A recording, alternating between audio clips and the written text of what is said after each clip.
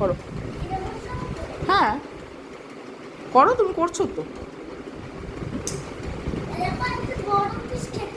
ঠিক আছে, সাবধানে করবে যাতে হাতে ছুরি না লাগে।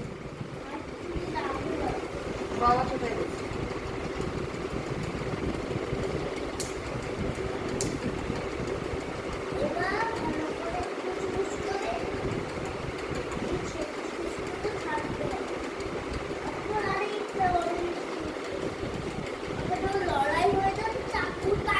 তুমি করো না।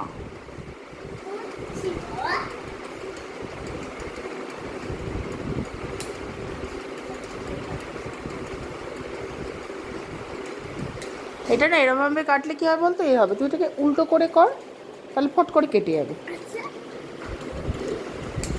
হ্যাঁ।